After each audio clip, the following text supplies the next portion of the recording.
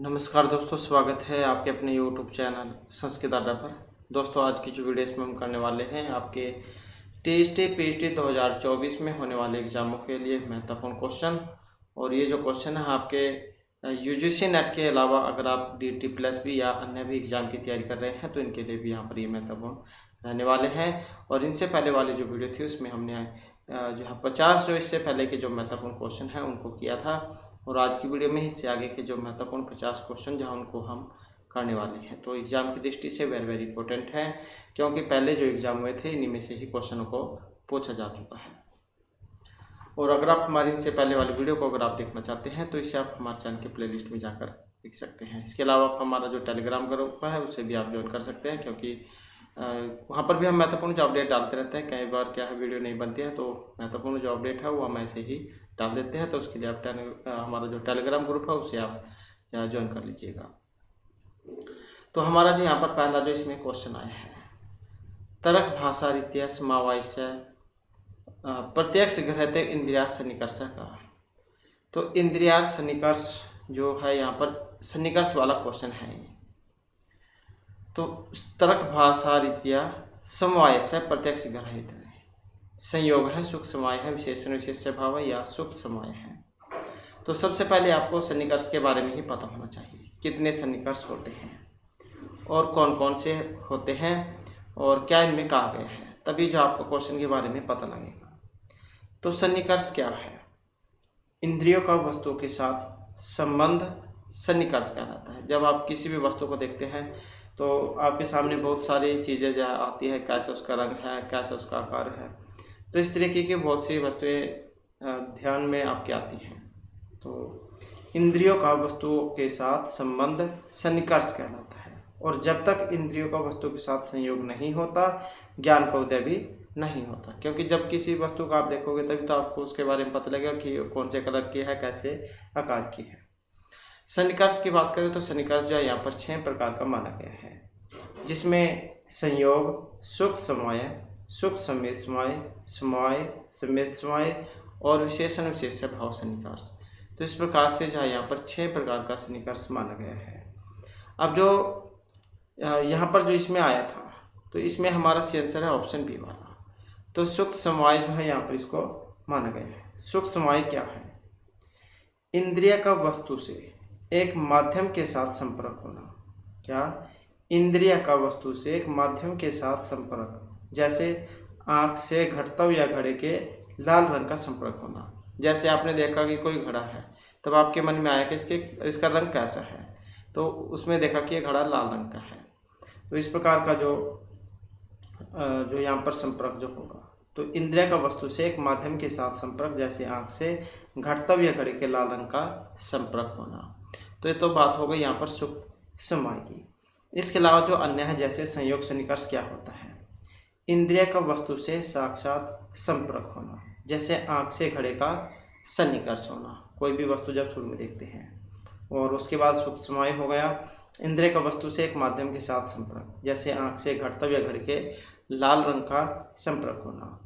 सुख समेत समय, सुख समेत समय माध्यमों के द्वारा इंद्रिय का वस्तु से संपर्क, जैसे घट रूपतव या घड़े के लाल तव से संपर्क होना। समय क्या है? कान से शब्द का प्रत्यक्ष होना, कान से शब्द का सुना जाना, प्रत्यक्ष होना। समेत समय क्या है? एक माध्यम के द्वारा समय संपर्क, जैसे कान से शब्द तव का प्रत्यक्ष होना। विशेषण विशेष्य भाव क्या है? अर्थात अभाव का प्रत्यक्ष होना, जैसे भूतल रूपी विशेष्य के माध्यम से घड़े के अभाव रूपी विशेषण का प्रत्यक्ष होना। तो इस प्रकार के यहाँ पर 6 सन्निकर्ष हैं। और अगर आप इनको विस्तार पूर्वक अगर आप पढ़ना चाहते हैं तो हमारी पुराने वाली जो वीडियो है उसमें आपको ये वाली वीडियो मिल जाएगी, जिसमें हमने सन्निकर्ष का जो क्वेश्चन जो है वो कंप्लीट किया था। तो अगर आप पढ़ना चाहते हैं तो आपको पुराने वाली वीडियो में मिल जाएगा।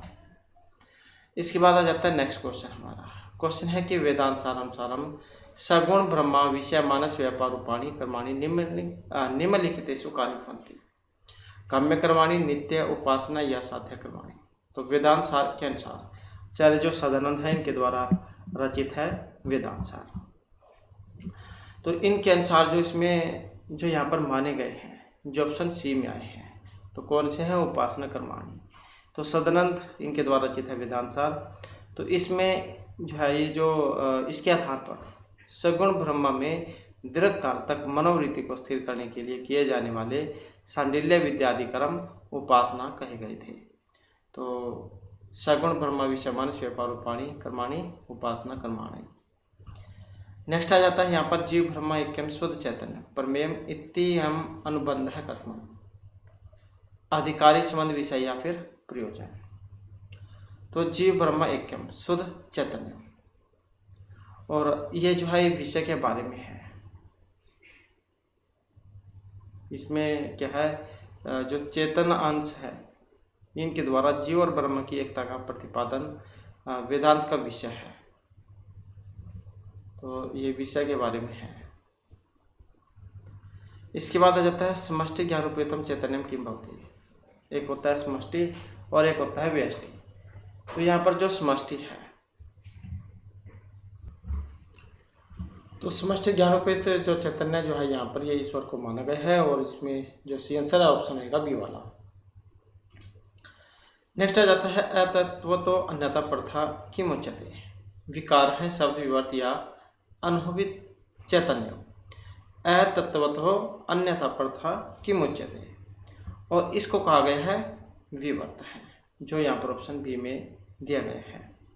किसी वस्तु में अपने रूप के प्रत्याग के बिना दूसरी वस्तु का मिथ्या अभ्यास होना ही विवर्त कहलाता है। और महत्वपूर्ण जो यहाँ पर जो क्वेश्चन जो है ये हो जाता है, क्योंकि पहले भी जो है कई बार एग्जाम में क्वेश्चन आ चुका है।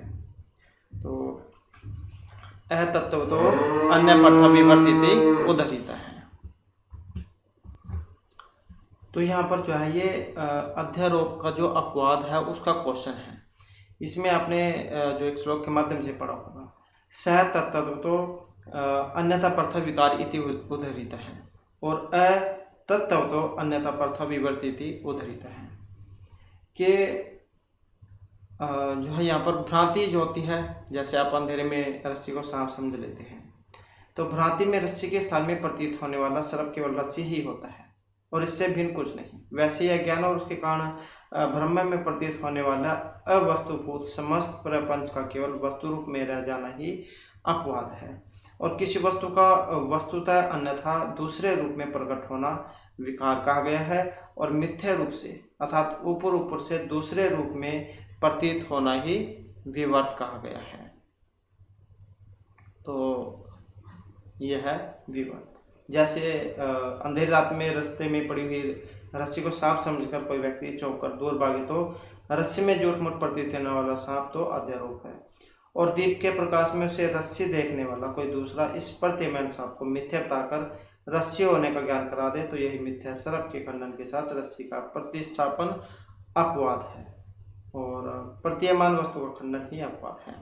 कहने का मतलब है, अगर आप अंधेरे में सांप रस्सी को सांप समझ लेते हैं तो वो तो जो है आपका अध्यारोप हुआ, लेकिन अगर कोई जो आपको लाइट जला के दिखा दे कि वही ये सांप नहीं है तो रस्सी है, तो वही फिर इसका अपवाद है। इसके बाद है ब्रह्मसूत्रम इत्यस्य ग्रंथस्य रचिता का बादरायण, शंकराचार्य, पराशर है या फिर जैमिनी। तो ब्रह्मसूत्र इस ग्रंथ के रचिता कौन है, और इसके जो यहाँ पर माने गए ऑप्शन ए में जो आए हैं, तो कौन है यहाँ पर, ये बादरायण है, और अध्यायों में ये बटा हुआ है। इसके बाद है शारीरिकम इति नामना इति भाष्यम प्रसिद्धम अस्ति। सांख्यकारिका भाष्यम, मीमांसा भाष्यम, ब्रह्मसूत्र भाष्यम या उपनिषद भाष्यम। तो शारीरिकम इति नामना किम भाष्यम प्रसिद्धम, और यह है ब्रह्मसूत्र भाष्यम जो ऑप्शन सी में दिया गया है।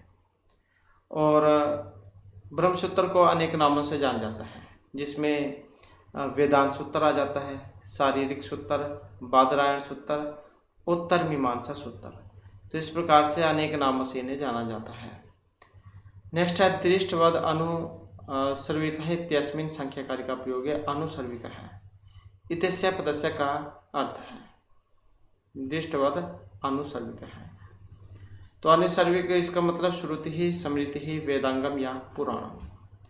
और इसका जो यहाँ पर अर्थ है ऑप्शन ए में जो दिया गया है, अर्थात जो श्रुति है। तो गुरु के जो उपदेश हैं, गुरु के उपदेश के अनंतर सुने जाने के कारण वेद को अनुश्रव कहा गया। क्या? गुरु के उपदेश के अनंतर सुने जाने के कारण वेद को अनुश्रव कहा गया, और अनुश्रव मूल होने के कारण वैदिक उपाय को अनुश्रविक कहा गया। इसके बाद है अव्यक्तम कीदृशम भवति, सक्रियम निष्क्रियम अश्रितम या स अवयवम। अव्यक्तम कीदृशम भवति, अव्यक्त होता है। अब जो अव्यक्त है, अव्यक्त को क्या है, निष्क्रिय माना गया है, जो यहाँ पर ऑप्शन बी में दिए गए हैं कि कार्य की उत्पत्ति के कारण ही कहलाता है।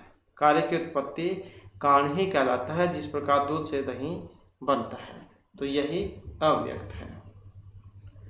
नेक्स्ट आ जाता है हमारे यहाँ पर व्यक्तम च प्रधान व्यक्तस्य च प्रधानस्य च कह समान धर्म है, त्रिगुणत्वम सक्रियत्वम हेतुमतत्वम या लिंगत्वम।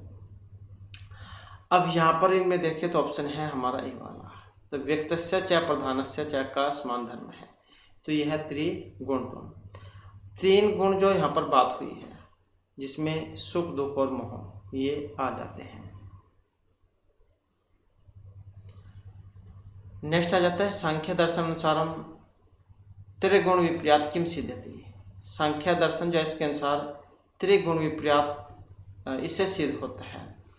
अव्यक्तस्य नित्यत्वम, पुरुष बहुत्वम, व्यक्तस्य त्रिगुणात्मकत्वम या अव्यक्तस्य कारणत्वम।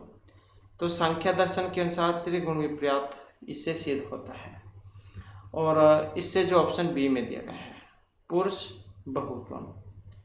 तो सभी जो प्राणी हैं इसमें तीन गुण एक जैसे नहीं पाए जाते हैं। किसी में तमोगुण की प्रधानता होती है, किसी में सत्वगुण की होती है, किसी में रजगुण की होती है। और एग्जाम में एक ये गुण वाला क्वेश्चन आ जाता है, बहुत बार कई बार देखने को मिला है। तो गुण जो है यहाँ पर तीन माने गए हैं, सत्व, रज और तमोगुण। सत्वगुण क्या है? सत्वगुण की बात करें तो सूर्य, अग्नि, मन और बुद्धि में प्रकाशित होने या ज्ञान प्राप्त करने की जो क्षमता है वो इसी से आती है। गुण सत्व जो गुण है इसको हल्का माना गया है, इसलिए ऊर्ध्वगमन करने वाला है, और इसका जो रंग है ये श्वेत माना गया है, श्वेत।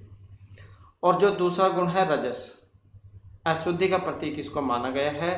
क्रोध, द्वेष, विषाद जैसी जो प्रवृत्तियां जो आती हैं वो इसी गुण के कारण आती है, और इसका जो रंग है ये लाल माना गया है।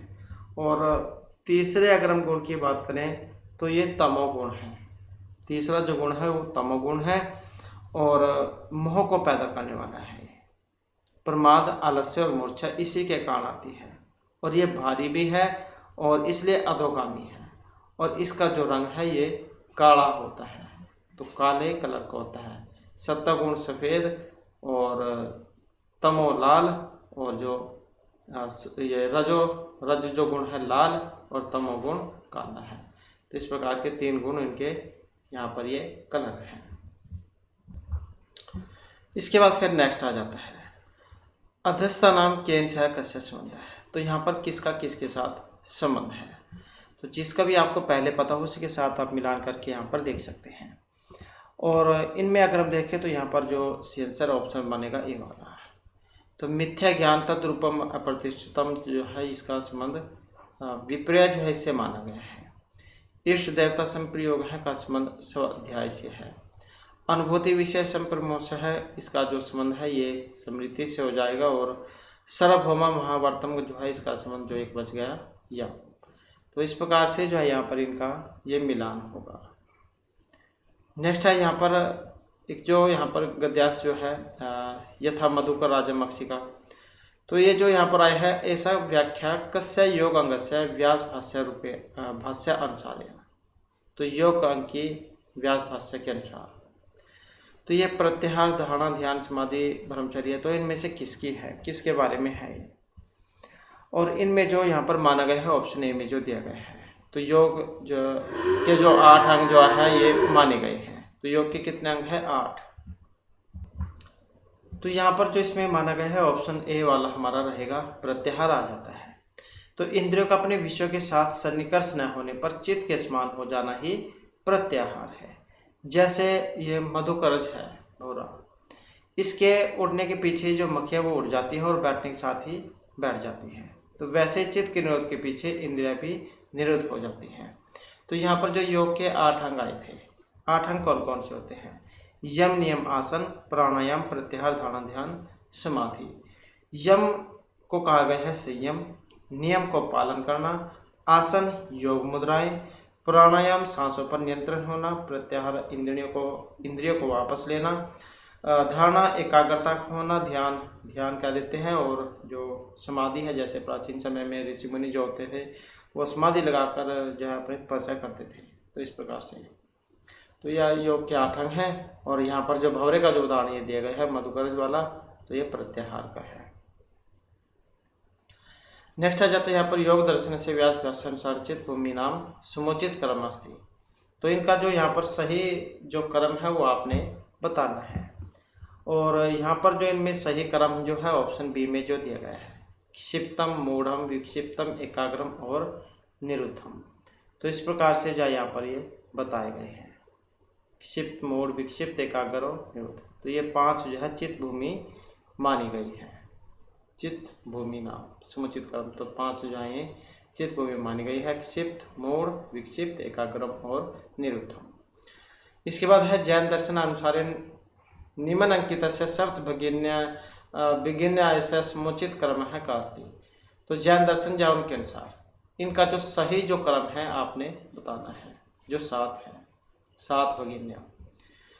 इनका जो यहाँ पर सही कर्म जो देखे जो ऑप्शन बी में दिया गया है, तो बी वाला जो यहाँ पर सही कर्म माना गया इसमें स्याद अस्ति, स्याद न अस्ति, स्याद अस्ति च न अस्ति च।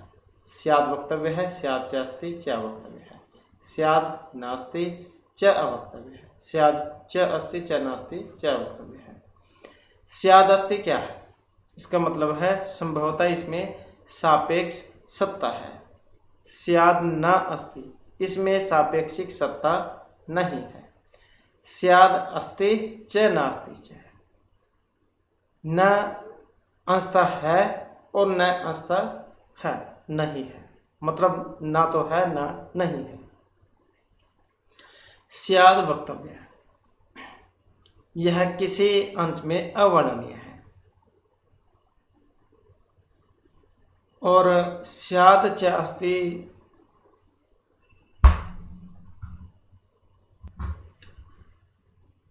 तो स्याद च अस्ति वक्तव्य जो है इसका जो मतलब है कि अंशतः है और अंशतः अवर्णनीय है। स्याद नास्ति च अवक्तव्य, इसका मतलब है अंशतः नहीं है और अंशतः अवर्णनीय है। स्याद अस्ति च नास्ति च वक्तव्य, अंशतः है और अंशतः नहीं है। तो ऐसे है ये कुछ, और ये बस ये कर्म आपने इस प्रकार से याद रख लेना अगर यहाँ पर इनके बारे में आ जाए। तो जैन जो दर्शन है इसमें जैनों ने सप्तभंग न्याय की कल्पना की थी और सप्तभंग न्याय इनको कहा गया था। तो इसमें ये क्रम है, स्याद अस्ति ये सबसे पहले आएगा, स्याद न अस्ति, स्याद अस्ति च नास्ति च, स्याद वक्तव्य है और स्याद अस्ति च वक्तव्य है और स्याद न अस्ति च वक्तव्य है, स्याद अस्ति च नास्ति च अवक्तव्य है। तो कुछ क्रम है इस प्रकार का। इसके बाद है अथो लिखित नाम के अनुसार कैसे संबंध है। तो यहाँ पर इनका जो है मिलान करना है। मिलान करने में अगर हम यहाँ पर देखें तो कौन से वाला बनेगा इसका मिलान करने में, जो है हमारा जो ऑप्शन सी है ये बनेगा। तो यहाँ पर भी जिसके बारे में आपको पहले पता हो उसी का आप मिलान करके देख लीजिए। जैसे माध्यमिका है, माध्यमिका का जो संबंध है ये सर्वशून्य तव से माना गया है। योगाचार है का मतलब बाह्यार्थ प्रत्यक्षतम से माना गया है। सौत्रांतरिका का संबंध बाह्यार्थ अनुमेयत्वम से माना गया है। और वैभैसिका का जो संबंध है ये ब्रह्मार्थ जो है यहाँ पर माध्यमिका का संबंध सर्वशून्य से हो जाएगा। और योगाचार जो है यहाँ पर योगाचार का जो है ये योगाचार का जो संबंध है ये इससे है, बाह्यार्थ शून्यतम से। सोत्रांतिका का संबंध बाह्यार्थ अन्यतम से हो जाएगा, और वैभैषिका जो है इसका संबंध है बाह्यार्थ प्रत्यक्ष तम से। नेक्स्ट है, यहाँ पर इनका भी मिलान करना है, साथ में जो रचयिता और इनके काव्य यहाँ पर दिए गए हैं। तो जैसे यहाँ पर सबसे पहला है हर्षचरितम, तो महर्षि बाणभट्ट के द्वारा रचित है। अब 1-4 में देख सकते हैं कौन सा है, तो यही है, मतलब यही हो जाएगा। तो हर्षचरितम हो गया महर्षि बाणभट्ट का। मुद्रा राक्षसम ये विशाखा दत्त की है। 10 कुमार चरित दंडी के द्वारा रचित है। और मृच्छकटिकम शूद्रक के द्वारा रचित है, रूपा का दूसरा वेद प्रकार। इसके बाद है अभिज्ञान शकुंतले। शकुंतला है प्रतिकूल दैव शमनार्थम कर्णव है कुत्रगत है। तो शकुंतला का जो अनिष्ट निवारण करने के लिए जो महर्षि कर्णव गए हुए थे, काशी तीर्थ में, प्रयोग तीर्थ में, सोम तीर्थ या कांची तीर्थ में, तो कहाँ पर ये गए हुए थे अनिष्ट निवारण करने के लिए। और ये जो गए हुए थे सोम तीर्थ में, फिर जब ये रास्ते में आ रहे थे तब ये आकाशवाणी हुई और इन्हें पता लगा कि जो शकुंतला उन्होंने तो गंधर्व विवाह भी कर लिया है। तो इस प्रकार से है। और चतुर्थ जो अंक है उसकी बात है।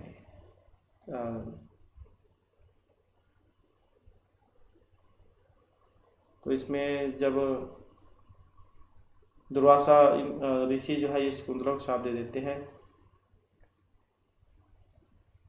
तो कण्व ऋषि को यह भान होता है कि महर्षि दुर्वासा शकुंतला को श्राप दे दिए हैं। तो फिर महर्षि कण्व जो आप श्राप की शांति के लिए सोमतीर्थ गए हुए थे, क्योंकि शकुंतला जो थी वो महर्षि कण्व की पालिता पुत्री थी, तो इसलिए गए हुए थे उनका निष्ठ निवारण करने के लिए। नेक्स्ट है उपपन्ना ही दारेशु प्रभुता सर्वता उन्मुखी। अभिज्ञान शकुंतले यह मुक्ति भावती। मारीचस्य शार्दवत कर्णव या सारंगवस्य है। और इसका जो संबंध है ऑप्शन बी से रहेगा, अर्थात जो शार्दवत है। तो अभिज्ञान शकुंतलम का जो पंचम अंक है इसमें आई है ये सूक्ति। और इसमें जो शार्दवत जो है ये राजा दुष्यंत से कहते हैं। कौन शार्दवत किसको? राजा दुष्यंत को। राजा दुष्यंत को कहते हैं किसे छोड़ दीजिए या स्वीकार कीजिए, क्योंकि पत्नी पर पति का सब प्रकार का अधिकार होता है। इसके बाद है मेघदूते अस्य नद्यो लेखनास्ति। मेघदूत महर्षि कालिदास जो उनके द्वारा जो रचित है, गीतिका व्याकरण का भी श्रेणी में आता है। तो यहाँ पर नदी का उल्लेख नहीं हुआ है। तुंगभद्रा, गंधवती, रेवा या गंभीरा, कौन सी का? तो यहाँ पर जो ऑप्शन ए में दी गई है तुंगभद्रा। तो इस नदी का उल्लेख जब मेघदूत में नहीं हुआ था। इसमें जब यक्ष जो है मेघ को अपने प्रीतम के पास संदेश लेकर भेजते हैं, तब रास्ते में जब बताते हैं कि कहाँ से जाना, तब वहाँ पर इन सभी नदियों के बारे में पता लगता है। तो रामगिरी से अलकापुर तक के जाने में कालिदास ने नगरों और विदिशा, उज्जैनी, अवंती, रेवा, गंधवती, गंभीरा, नर्मदा इन नदियों का वर्णन किया था, जिसमें तुंगभद्रा जो थी ये नहीं आई थी। इसके बाद है सुलभेश्व अर्थलाभेशु पर संवेदन जन है का इदम दुष्कर्म कुर्यात इदानीम शिविना पिना। ऐसा उक्ति ही किम लक्ष्यते चाणक्यम, राक्षसम, चंदनदासम या बाबूरायणम। तो किसके बारे में है यहाँ पर ये? तो इसमें जो यहाँ पर सी आंसर ऑप्शन सी वाला है। तो चंदनदास जो उनकी थी ये, और चाणक्य के द्वारा चंदनदास जो है इनके बारे में कही गई थी। कहाँ से लिया गया है ये वाला? तो विशाखा दत्त जो इनके द्वारा जो रचित है मुद्रा राक्षस नाटक, तो इसमें से लिया गया है प्रथम अंक में से। प्रथम अंक में से 24वें श्लोक में से। किसी को पढ़ना है तो आप पढ़ सकते हैं।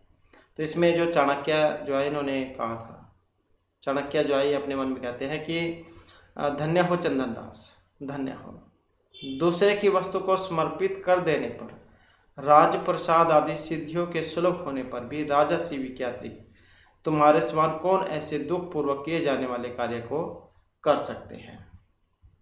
तो चाणक्य ने कही थी चंदनदास के बारे में। इसके बाद है मृच्छकटिके विदूषकस्य नाम भवती है। मृच्छकटिक जो है इसमें विदूषक का नाम है आर्य का है, सर्वलिक का है, मैत्रेय या संस्थान का है। तो मृच्छकटिकम विदूषक का नाम, और इसमें हमारा आंसर ऑप्शन बी वाला है। तो इनका नाम था मैत्रेय। और मृच्छकटिकम जो महर्षि शूद्रक हैं उनके द्वारा रचित है और रूपा का दूसरा वेद प्रकार है। 10 अंक है इसमें। मिट्टी घाट वाली एक घटना होती है अंक 6 में, उसके आधार पर इसका नामकरण हुआ था। इसके बाद निपीक्षित रक्षण कथा तदाद्रियंते न बुद्ध सुधामपि इति कस्य कथा अत्तर उल्लिखिता दुष्यंतस्य रघुः नलस्य या रामचंद्रस्य। और इनमें हमारा जो आंसर है ऑप्शन डी वाला। तो ये राजा नल जो है इनके बारे में है। यहाँ से आप समझ ही गए होंगे। तो नैषधीय चरितम उसमें से ली गई है, श्री हर्ष के द्वारा जो रचित है। 22 सर्ग में ये रचित है। राजा नल और दमयंती जो उनकी प्रेम कथा इसमें दिखाई गई है। तो प्रथम सर्ग का जो मंगलाचरण इसमें राजा नल जैन का वर्णन है। इसके बाद आ जाता है किरातार्जुनीय से प्रधान रस अस्ति। किरातार्जुनीय जो है इसका प्रधान रस है। श्रृंगार है, वीर शांतिया अद्भुत है। अब यहाँ पर जो इसमें हमारा आंसर है ऑप्शन बी वाला है। तो कौन सा है यहाँ पर? वीर रस है। किरातार्जुनीय महर्षि भारव के द्वारा रचित है। एक ही महाकाव्य है, बृहत्तरी के अंतर्गत ये आता है। और वीर जो है यहाँ पर इसमें रस है। जहाँ पर युद्ध वर्णन होता है तो वहाँ पर वीर रस होता है।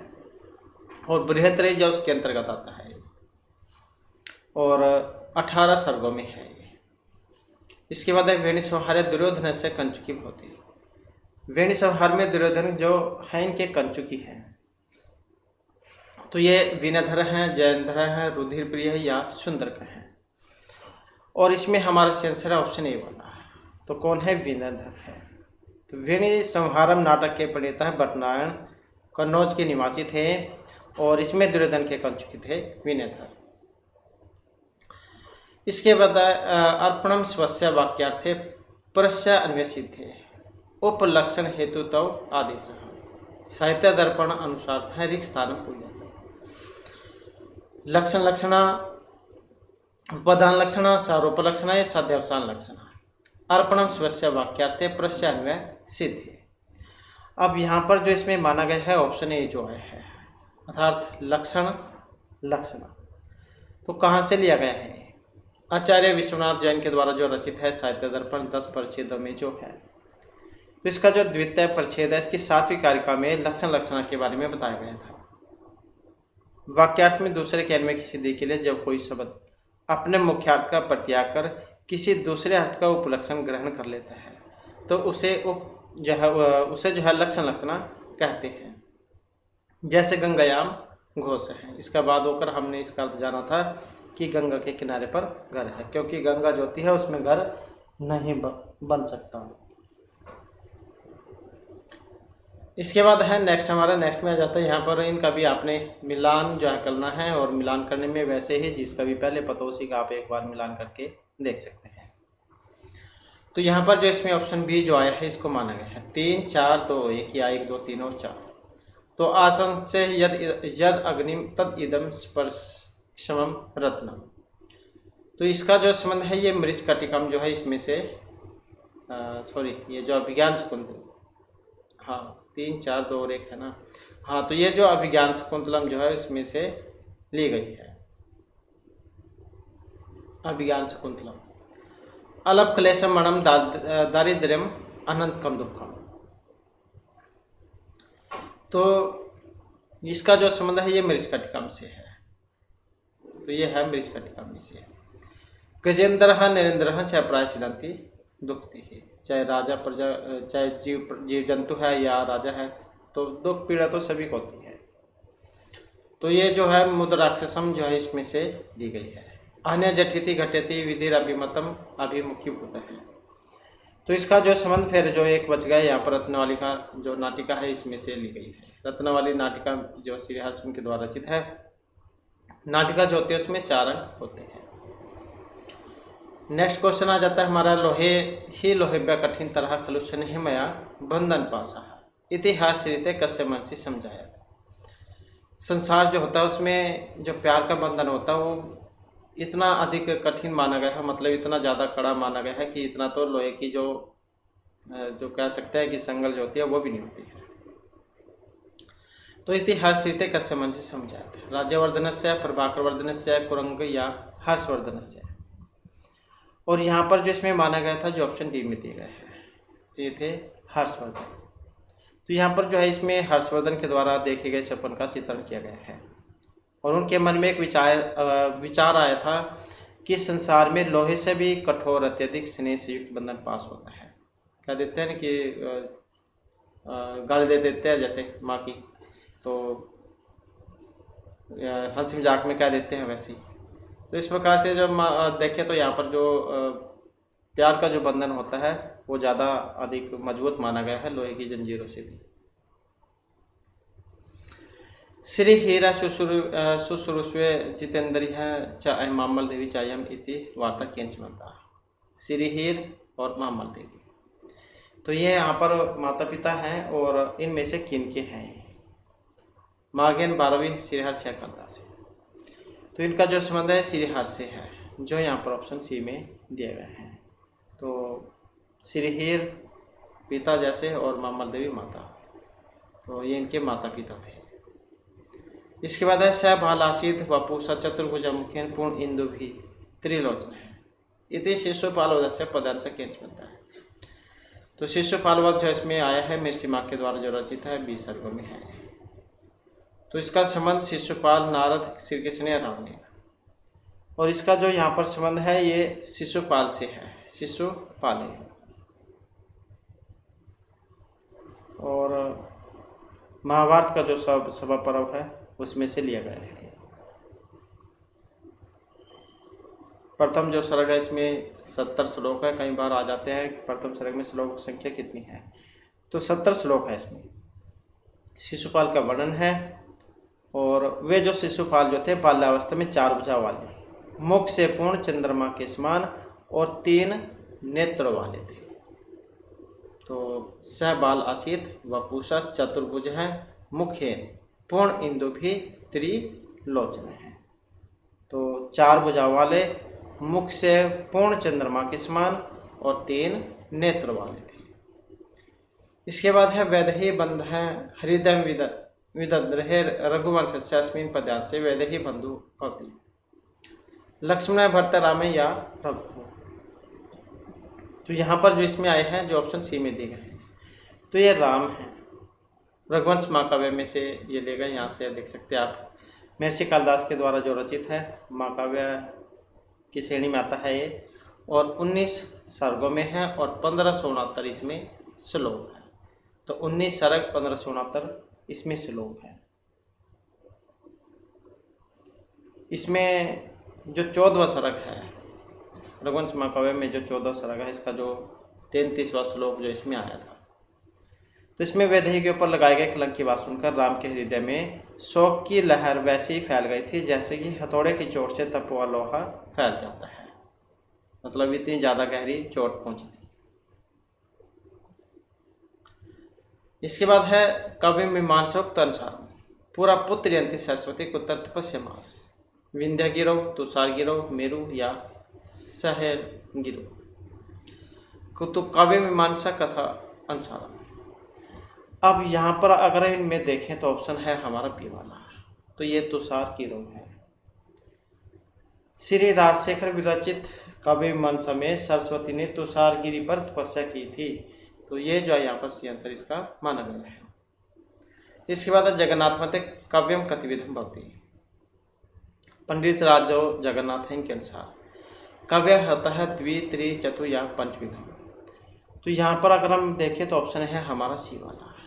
तो जगन्नाथ के मत में जो काव्य है वो चतुर्विधम अर्थात जो 4 प्रकार का जो है यहाँ पर माना गया है। कौन कौन सा होता है 4 प्रकार का? उत्तम काव्य, उत्तम एक तो है उत्तम, मध्यम और अधम, ये तो हो गए 3। एक इन्होंने उत्तम उत्तम काव्य भी माना था, उत्तम उत्तम काव्य है। इसी प्रकार से जो महर्षि कालिदास है उन्होंने भी काव्य जो 3 प्रकार का बताया था, उत्तम मध्यम अधम। तो ये इन्होंने 4 बताया है। इन्होंने एक और जोड़ दिया इसमें, उत्तम उत्तम, ये वाला उत्तम उत्तम, ये वाला उत्तम उत्तम। तो ये चौथा नंबर का इन्होंने जोड़ दिया। तो इस प्रकार से 4 है। नेक्स्ट आ जाता है यहाँ पर त्रय समुदिता न तु व्यस्ता है। इति काव्य प्रकाशे प्रथम उल्लासे किम अधिकृत्य उल्लिखितम्। काव्य लक्षणम, काव्य भेदम, काव्य हेतुम या काव्य फलम त्रयः समुदितः न तो व्यस्तः। तो काव्य प्रकाश उसमें से है। ये काव्य प्रकाश से आप समझ गए होंगे, आचार्य मम्मट के द्वारा रचित है। और ये जो काव्य प्रकाश है उल्लासों में है, तो ये आप याद रखिएगा, 10 उल्लास है इसमें। अब किम अधिकृत्य लिखितम, प्रथम उल्लास, मतलब प्रथम उल्लास बताना है, इसमें किसके बारे में वर्णन है। तो यहाँ पर जो काव्य के जो हेतु है ये इसमें दिखाए गए हैं। काव्य का निर्माण और उनके संयोजन में बार बार प्रवृत्ति अभ्यास के तीनों सम्मिलित रूप से न कि अलग अलग काव्य के उद्भव, निर्माण और विकास उत्कर्ष के हेतु है। तो बस ये आप याद रखिएगा, काव्य के हेतु है इसमें प्रथम उल्लास में, जो आचार्य मम्मट के द्वारा रचित है काव्य प्रकाश। इसके बाद है काव्य प्रकाश से उपमान उपमेय हुआ भेद अहम अलंकार है भावती। तो ये जैसे साहित्य दर्पण जो है उसमें भी अलंकार है, और जो आचार्य मम्मट का ये काव्य प्रकाश है इसमें भी अलंकार है। इनमें दोनों में थोड़ा थोड़ा सा ही अंतर है। तो काव्य प्रकाश में उपमान उपमेय अभेद अयम अलंकार है, काव्य प्रकाश की बात है यहाँ पर ये। तो इसमें जो है रूपक अलंकार माना गया है उपमान उपमेय में अभेद का आरोप होने पर। आपने इसमें पढ़ा भी होगा, तद अरूपम अभेदो या उपमान उपमेय हो। उपमान और उपमेय में अभेद का आरोप अर्थात जो दोनों के बीच अभेद का पाया जाना ही रूपक अलंकार है। तो रूपक अलंकार जो उसका उदाहरण है पर्यापत पुष्प पे है, सपूरत परवालोष्ट पनोरव पे है, ये वाला पद्यांश जो इसमें आता है।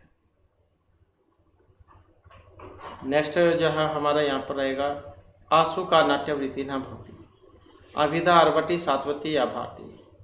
तो नाट्यवृत्ति न भवती, और जो यहाँ पर ऑप्शन ए में दी गई है अर्थात जो अभिधा है इसको यहाँ पर माना गया है। तो प्रवृत्ति रूप नायक आदि के व्यापार का स्वभाव ही वृत्ति कहलाता है, और यह वृत्ति जो है कैसिकी, सातवती, आरवटी और भारती इनके भेद से 4 प्रकार की मानी गई है। कौन सी? कैसिकी, जो यहाँ पर इसमें नहीं आई है, ये वाली कैसिकी, तो ये वाली है कैसिकी, और सातवती, आरवटी, भारती, ये 4 हैं। तो ये नाट्य वाली जो वृत्तियाँ वो नहीं है, तो ये अभिधा जो है ये नहीं है। इसके बाद है भम धम है इति आदेश श्लोक है धवनालोक के प्रथम उद्योते अस्य उदाहरण होती। तो धवनालोक जो है वहाँ से है और प्रथम उद्योग से है। अब आपको यहाँ पर यह भी पता लग चुका है इसमें कि जो ये धवनालोक है ये उद्योतों में है। तो ये भी कई बार पूछा जाता है एग्जाम में, धवनालोक किस में है? उद्योतों में है, ये आप याद रखिएगा। किन के द्वारा रचित है? आचार्य जो आनंदवर्धन है, आनंदवर्धन। तो आनंदवर्धन जो है उनके द्वारा रचित है धवनालोक। तो धवनालोक जो है इसमें 4 उद्योतों में बटा हुआ है। तो आचार्य आनंदवर्धन ने धवनालोक की जो रचना है वो 4 उद्योतों में की थी, या 4 उद्योतों में इनको बांटा था। तो इनके अनुसार काव्य की आत्मा ध्वनि को माना गया है।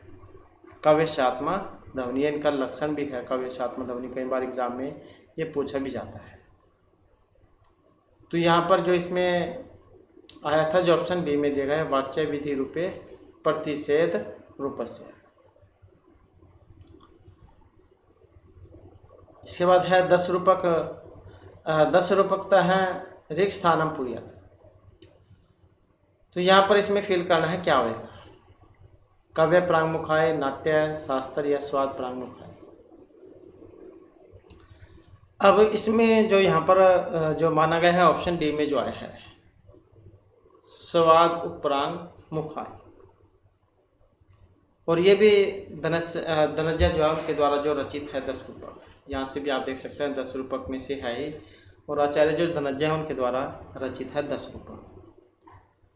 और प्रकाशों में है कहीं ये क्योंकि इसमें बहुत ज़्यादा उलझ जाते हैं, जैसे साहित्य दर्पण किस में है, मम्मट का काव्य प्रकाश किस में है, और ये हमने आनंदवर्धन का पढ़ा, ये 10 रूपक आ गया यहाँ पर धनंजय का, धनंजयाचार्य धनंजय जो इनका 10 रूपक है और प्रकाशों में है ये, तो इनमें बहुत ज़्यादा उलझ जाते हैं, तो आपने इनको याद रखना है। तो धनंजय विरचित 10 रूपक का जो है प्रथम प्रकाश की छठी कारिका में रूपकों में पर्यालोचन का लक्ष्य केवल व्युत्पत्ति या लौकिक ज्ञान न होकर रूप रस अलौकिक आस्वाद का अनुभव माना था। इसके बाद है कटुक औषधवत शास्त्र में विद्या व्याधिनाशनम इत्युक्ति येषु कस्मिन् अलंकार ग्रंथ अस्ति। तो इसमें जो है यहाँ पर अलंकार है और कहाँ से ली गई है, कटुक औषधवत। तो इसका जो संबंध है साहित्य दर्पण वक्रोक्ति जीवित रसगंगाधर या काव्य प्रकाश। तो इसका जो संबंध है ये वक्रोक्ति जीवित से है, और वक्रोक्ति के लिए जो आचार्य जो कुंतक है उनको जाना जाता है, कुंतक वक्रोक्ति जीवितम ये इनका है। और किस में है, उन्मेषों में है, उन्मेष।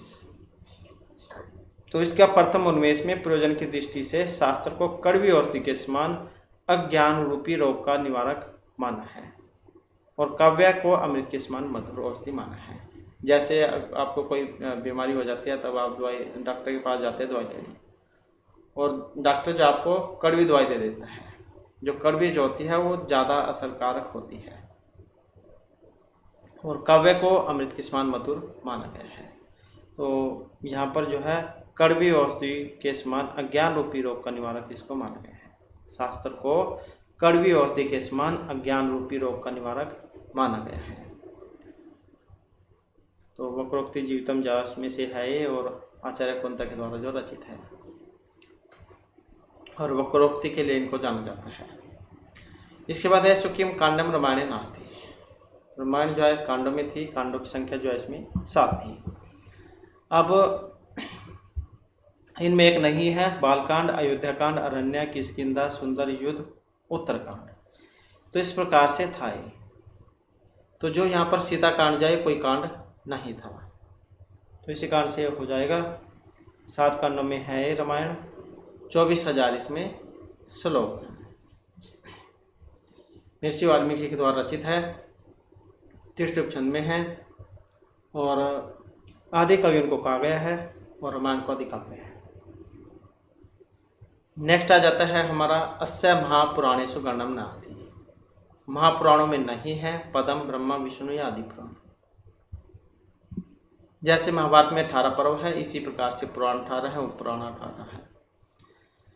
तो यहाँ पर जो इसमें आया है आदित्य पुराण, तो ये महापुराणों में नहीं है। अब पुराणों की संख्या 18 है। यह पुराणों की रचना जो लोमहर्ष और उनके पुत्र उग्र सर्वा ने की थी। तो पुराणों की रचयिता कौन है, पुराणों की जो रचना ये लोमहर्ष और उनके पुत्र उग्र सर्वा ने की थी, जिनकी संख्या 18 मानी गई है। मत्स्य, मार्कंडेय, भविष्य, भागवत, ब्रह्मा, ब्रह्मवैवर्त, वामन, वराह, विष्णु, वायु, अग्नि, नारद, पद्मलिंग, गरुड़, कुरुम, स्कंद महापुराण। तो इस प्रकार से पुराण माने गए थे। तो इसमें जो आदित्य जो ये नहीं है। इसके बाद है सुकिम पुराणम न भवति। तो जैसे पुराण 18 थे ऐसे ही पुराण भी 18 है। तो यहाँ पर भी इनमें एक नहीं है, कुरुम, नृसिंह, शाम या एक कामर पुराण। तो यहाँ पर जो इसमें दिया गया है जो ऑप्शन ए में आया है कुरुम पुराण, तो ये जो है वो पुराणों के अंतर्गत यहाँ पर नहीं माना गया है। गरुड़ पुराण जो उनके अनुसार 18 महापुराणों के अतिरिक्त 18 पुराण भी हैं, जिसमें सनत, नृसिंह, स्कंद, शिवधर्म, आश्चर्य, नारदीय, कपिल, वामन, औशनस, ब्रह्मांड, वरुण, कलिका, महेश्वर, शाम, सौर, पराशर, मारिच, भार्गव। तो इस प्रकार से ये माने गए थे। तो ये जो एकाम्बर पुराण है यहाँ पर ये इसमें नहीं आता है। तो एकाम्बर पुराण जो है ये है, इसमें एकाम्बर पुराण जो ये नहीं आता है। इस प्रकार से जाए 18 थे। अब आ गई है यहाँ पर महाभारत की बारी। तो जैसे हमें पढ़ा पुराणों ये महापुराण ये सारे 18 थे। तो महाभारत भी जो है ये पर्वों में है, इनकी भी संख्या 18 ही है। अब इनमें भी जो है एक यहाँ पर नहीं है, वो कौन से वाला है? कृष्ण द्वैपायन वेदव्यास जैन के द्वारा रचित है महाभारत, पर्वों में है और 18 है। अब एक नहीं है, कौन सा? कुंती पर्व। और कौन कौन से हैं? सबसे पहले नंबर का आदि पर्व है और सबसे लास्ट का है स्वर्ग आरोहण पर्व, 18वें नंबर का। अब इनका क्रम जो है वो आपने याद रखना है। सबसे पहला आदि पर्व, सभा पर्व, वन पर्व, विराट पर्व, उद्योग पर्व, भीष्म पर्व, द्रोण पर्व, कर्ण पर्व, शल्य पर्व, सौप्तिक पर्व, स्त्री पर्व, शांति पर्व, अनुशासन पर्व, अश्वमेधिक पर्व, आश्रमवासिक पर्व, मौसल पर्व, महाप्रस्थानिक पर्व, स्वर्ग आरोहण पर्व। तो इस प्रकार से जो है यहाँ पर 18 जो हैं ये माने गए हैं। तो यहाँ पर कुंती पर्व नहीं होता है, तो 18 पर्व है और इनका क्रम जो है वो आपने याद रखना है। इसके बाद है नेक्स्ट में है कौटिल्य अर्थशास्त्र सर्वविधाना प्रदीप है, सर्व कर्मणाम उपाय है, सर्वधर्मणाम आश्रय है भक्ति, अन्वीक्षिकी वार्ता त्रय्या दंड नीति है। अब यहाँ पर अगर हम इनमें देखें तो ऑप्शन है ए वाला, अन्वीक्षिकी जो है यहाँ पर इसको माना गया है। कौटिल्य इनके द्वारा क्या रचित है? अर्थशास्त्र। तो इसमें अन्वीक्षी विद्या के बारे में बताया गया है और यह विद्या सभी विद्याओं का प्रदीप, सभी कार्यों का साधन और सभी धर्मों का आश्रय मानी गई है। सभी विद्याओं का प्रदीप, सभी कर्मों का उपाय और सभी धर्मों का आश्रय माना गया है। नेक्स्ट है मनु संहिता अनुसार राज्य है सचिव नाम संख्या होती है। मनु जो संहिता है उसके अनुसार जो राजा के जो सचिव हैं ये माने गए हैं, तो 7 से 8 जाए यहाँ पर ये माने गए हैं। तो राजा के मंत्रिमंडल में सदस्यों की संख्या जो मनु है उनके अनुसार कितनी होनी चाहिए? 7 से 8।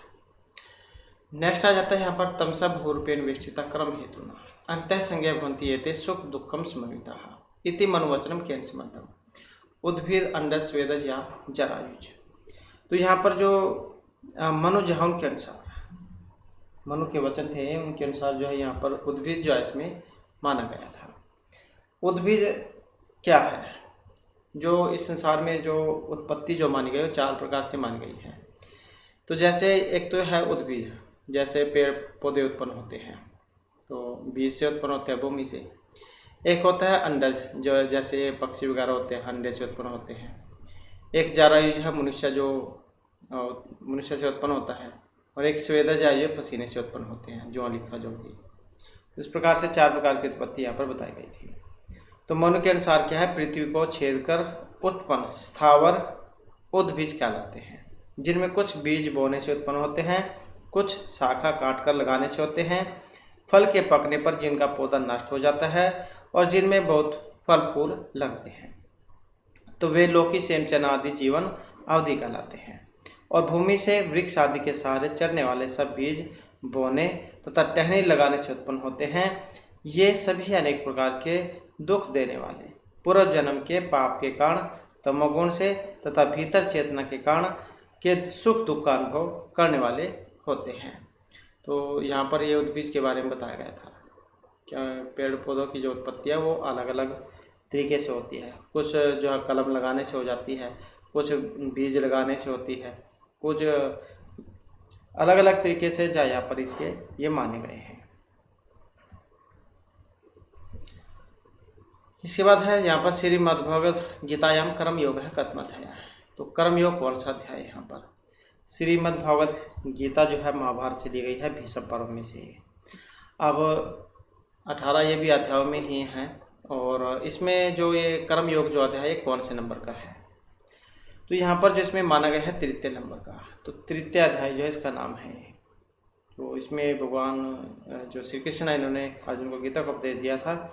तो श्रीमद् भगवद गीता में भगवान ने अपने प्राप्ति के लिए मुख्य रूप से 2 मार्ग बताए थे, सांख्य योग और कर्म योग। तो जिसमें से कर्म योग का वर्णन 3 अध्याय में मिलता है और सांख्य योग का वर्णन ये 2 अध्याय में मिलता है। ज्ञान संन्यास योग का वर्णन 4 अध्याय में मिलता है। कर्म संन्यास योग का जो वर्णन है ये 5वें अध्याय में मिलता है। तो यहाँ पर जो गीता जो है इसमें 18 अध्याय बताए गए थे। इसके बाद है एपिग्रेफिया इंडिका इति पत्रिका है प्रकाशनम केन परारब्धम। तो इसका जो संबंध है ऑप्शन सी अर्थात जो यहाँ पर जे ब्रजेश महोदय जो दिए गए हैं इनके अनुसार इन्होंने पत्रिका प्राकृत संस्कृत तमिल तेलुगु इन भाषाओं में प्रकाशित होती है ये जो पत्रिका है ये वाली। इसके बाद है धम्मलिपि नाम कस्य लेखेषु प्राप्यते ये वाली। तो इसका जो संबंध है ये अशोक से है, अशोक के जो लेख है इनमें प्राप्त होती है ये।